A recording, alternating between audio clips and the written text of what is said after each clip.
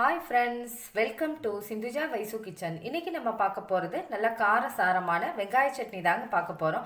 நல்லா டேஸ்டியாக இருக்குங்க. இது இட்லி தோசைக்கெலாம் ரொம்ப அருமையாக இருக்குங்க. நீங்களும் ட்ரை பண்ணி பாருங்கள். பிகினர்ஸ் கூட ரொம்ப சுலபமாக செஞ்சிடலாங்க. வாங்க இன்றைக்கி இது எப்படி செய்கிறதுன்னு பார்க்கலாம். வெங்காய சட்னி செய்கிறதுக்கு நான் 3 பெரிய வெங்காயம் இது போல் நீளமாக கட் பண்ணி வச்சுருக்கேங்க. கொஞ்சம் பெருசாகவே கட் பண்ணி வச்சுக்கலாம். நம்ம வதக்க போகிறோம், அதுக்காக இந்த அளவு கட் பண்ணி வச்சுக்கோங்க. இப்போ இதை நம்ம எண்ணெய் ஊற்றி வறுத்துக்கலாம். இப்போ கடாயில் கொஞ்சமாக எண்ணெய் சேர்த்துக்கிறேங்க. ஒரு 2 ஸ்பூன் எண்ணெய் சேர்த்துக்கிறேன். எண்ணெய் சூடாகட்டும். இப்போ இது கூட கட் பண்ணி வச்சுருக்க பெரிய வெங்காயத்தை இது கூட சேர்த்துக்கலாங்க. சேர்த்துட்டு நல்லா வதக்கி விடுங்க. நல்லா ஒரு கண்ணாடி பதம் வரணுங்க, அது வரைக்கும் வதக்கி விடுங்க.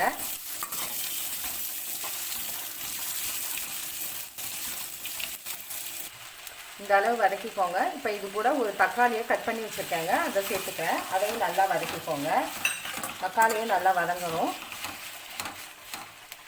இப்போ தக்காளி நல்லா வதங்கிடுச்சுங்க. இந்த அளவு வதக்கிக்கோங்க. இப்போ இது கூட 6 வரமிளகாவை சேர்த்துருக்கேங்க. இது கூடவே இந்த அளவு புளியும் சேர்த்துக்கிறேங்க. அதையும் சேர்த்துட்டு நல்லா கலந்து விடுங்க.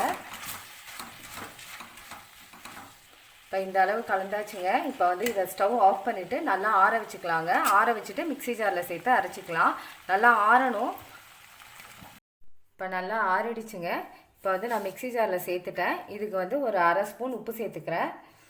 நீங்கள் உங்கள் காரத்துக்கு ஏற்ப மிளகாய் சேர்த்துக்கோங்க. நான் 6 மிளகாய் சேர்த்துருக்கேன். அது நல்லா காரமாக இருக்கும், அதனால் நான் 6 சேர்த்துருக்கேன். உங்களுக்கு எவ்வளோ காரம் வேணுமோ அந்த அளவு சேர்த்துக்கோங்க.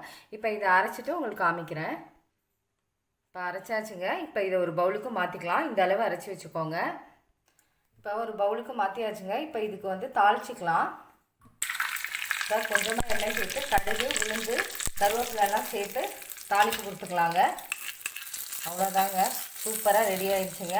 இது கெட்டியாக தாங்க இருக்கணும் வெங்காய சட்னி. நீங்கள் தண்ணிலாம் ஊற்றக்கூடாது. இப்படியே சாப்பிட்டா தான் ரொம்ப அருமையாக இருக்கும். இது இட்லி தோசைக்கெலாம் ரொம்ப அருமையாக இருக்குங்க. நல்லா காரசாரமாக டேஸ்டியாக இருக்குங்க. இது பிகினர்ஸ் கூட ரொம்ப சுலபமாக செஞ்சிடலாங்க. நீங்களும் ட்ரை பண்ணி பாருங்கள். இந்த வீடியோ உங்களுக்கு பிடிச்சிருந்தா சப்ஸ்கிரைப் பண்ணுங்கள். பக்கத்தில் உள்ள பெல் பட்டனை கிளிக் பண்ணுங்கள். Okay, thank you.